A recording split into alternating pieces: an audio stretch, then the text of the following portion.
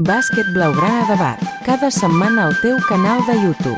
Un programa de Ramon Serra, periodista jubilat però no retirat. No culpis la gent per decebre't. Culpa't a tu mateix per esperar massa d'ells. Benvinguts a Bàsquet Blaugrana a Debat, avui sense defensa, programa número 4 del 6 d'octubre de 2005. I com sempre, des del meu lloc de la graderia, començo el salt.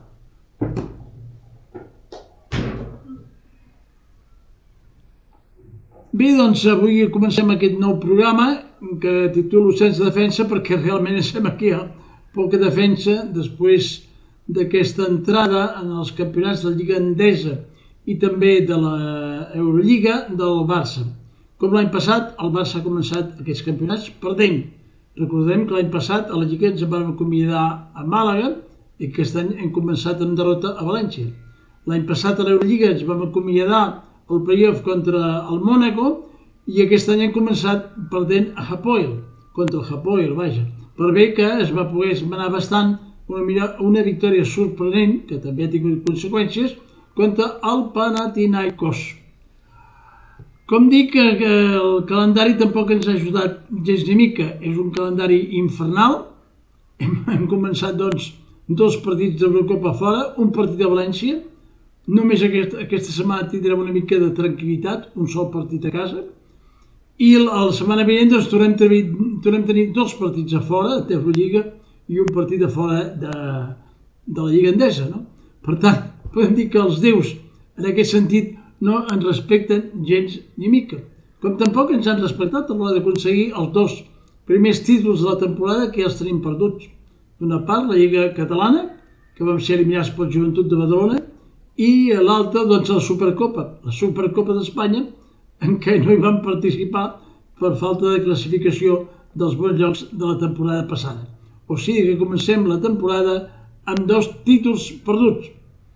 I, sobretot, comencem la temporada amb una mala defensa, com l'any passat, perquè en aquests 3 primers partits, bé de la Lliga Europea i de la Lliga Espanyola, hem encaixat una mitjana de 97,3 punts. Sí, 97,3.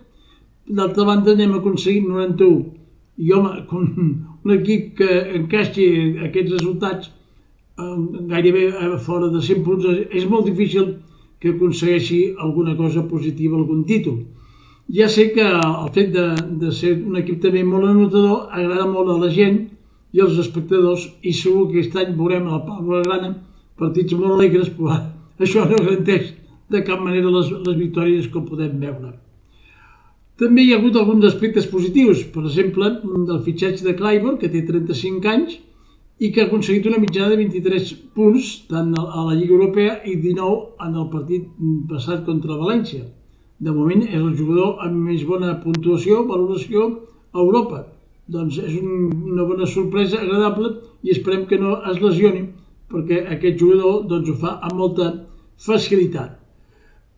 També podríem dir que una nota molt positiva seria veure en acció, com vam veure en alguns moments el partit contra el Panathinaikos, un equip format per Lapro, Panther, Clyburn, Vesely i Sengeria. Aquests 5 jugadors, si fos una sola final, o poguessin resistir tot un partit, jo penso que seria el millor equip d'Europa. Fa 5 anys enrere, no podem parar el temps, desgraciadament.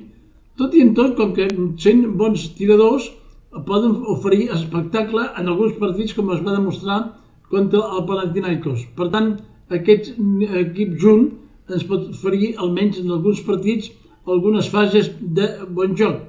Però, esclar, la fase negativa és que, com que són gent gran, també venen les lesions, com tenim ara l'Apro, que té molèsties als adductors, i no ha jugat durant 3 setmanes. No ho ha fet a València i l'equip se n'ha ressentit d'allò més. Tenim alguns jugadors que tampoc donen la talla, com podria ser Sato. Jo no sé com Sato encara continua jugant al Barça, perquè és un jugador que té al·lèrgia a l'anella, és un jugador que vota, que votaràs. Sí, juga en defensa, ara perd moltes pilotes i és un autèntic desastre. I amb la lesió de l'Apro ha de ser el base titular. Fixeu-vos quines paradoxes. Tenim present que també Núñez s'ha lesionat de 4 a 6 setmanes i Marcos encara ha de menjar moltes sopes.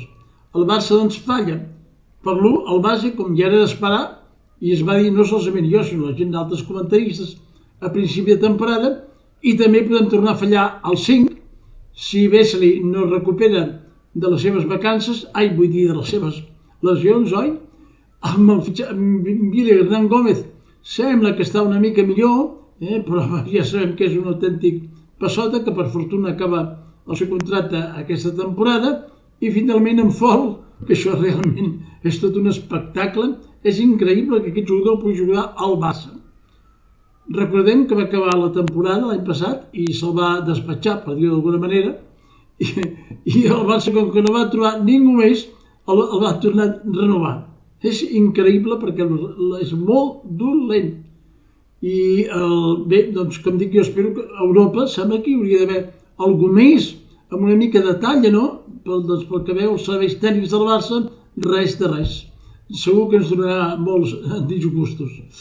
I un altre aspecte també d'una mala planificació és que l'equip té 3 extracomunitaris: Clyburn,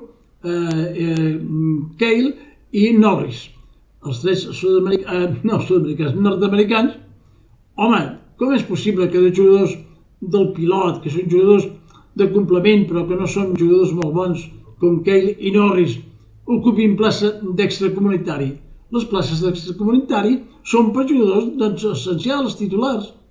Ja et dic, tot és una mala planificació que fa riure, no? I, home, en lloc de Fol es podria provar Keita, no? Que encara no ha complert els 18 anys, quan s'anirà als Estats Units ràpidament.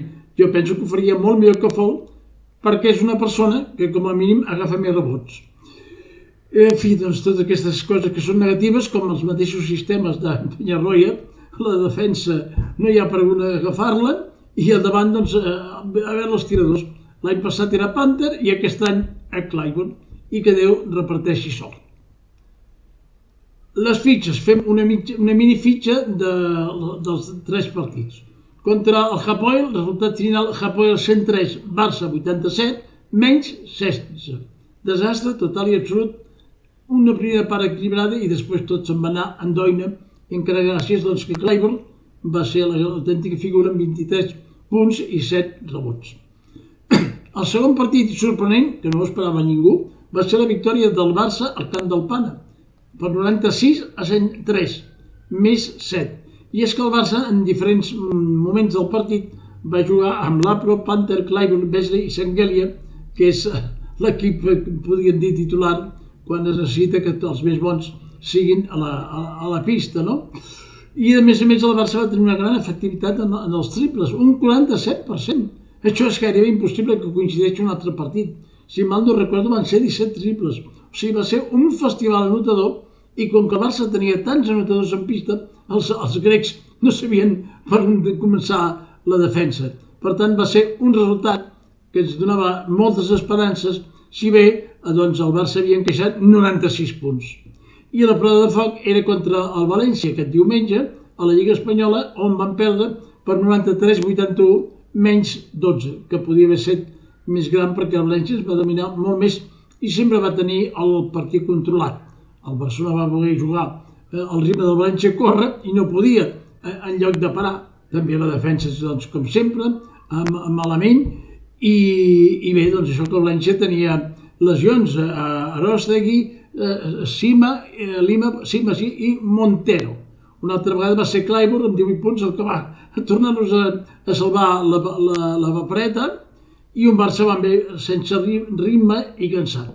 El València ha començat com un tro amb 5 victòries en els últims partits, la Supercopa, la Lliga i els partits de la Lliga, i el Barça, doncs, a part ja dels 2 títols que hem perdut, hem començat amb una derrota a Europa, una victòria i una derrota a València. Repetim que tal com està el calendari, haver guanyat el camp del Panathinaikos va ser una gran sorpresa molt agradable, però realment aquest equip no ens dona motius per l'esperança, no? I a més, doncs, aquesta gent gran que han de venir a lesions cada 2 per 3. Felicito també a València, que ha aconseguit un pavelló nou de 15.000 persones, pràcticament 15.000 persones van caminar aquest pavelló. Quina enveja em fa, tu, ja m'agradaria que a Barcelona i al Barça tinguéssim aquests espectadors i sobretot aquest pavelló. Però bé, no parlem aquí de mals esperits, oi? I el València és un dels equips favorits per la Lliga, com es va demostrar en la fase final de la Superliga contra el Madrid, i evidentment supera totes el Barça, que ja veurem de cara a la Lliga Espanyola quina classificació ens toca al final. De moment és completament superat pel Madrid o el València, veurem els canaris com estan, i sempre pots a l'Unicaja, encara que s'ha reformat molt, i ja veurem doncs, com pot acabar tot a una temporada que es presenta poc engrescadora. El capítol de televisió, bé, jo us vaig dir que DAZN doncs us podeu inscriure pagant 9,90 i podeu fer-ho de cop entrant a internet. Ho vaig fer-ho jo i imagineu vosaltres, no? És fàcil, però s'ha de pagar. Els partits de la Lliga, teniu tots els partits espanyols de la Copa i també doncs, la NBA. I la Movistar només teniu els partits de l'Eurolliga, pagant, això sí, 24 euros, que hi ha tot el paquet dels altres esports, bé que necessiteu comprar altres esports.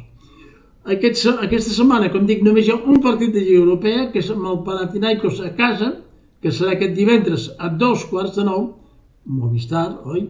I el diumenge a Barça-Lleida a 2:15 per televisió 3. Sí, ho heu sentit bé.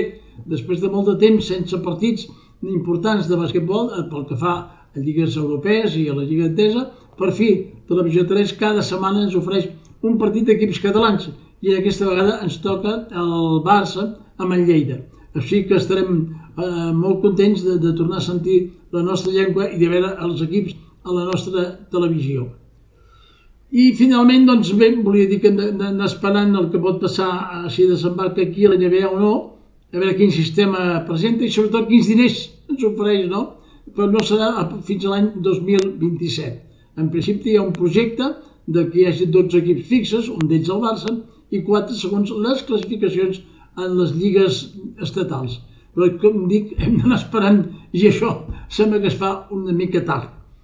Per la seva part, també el Barça vol tenir un nou sponsor, que no tot depengui d'assistència sanitària, que ofereix uns 4 milions, mentre que un nou sistema el Barça en vol 8.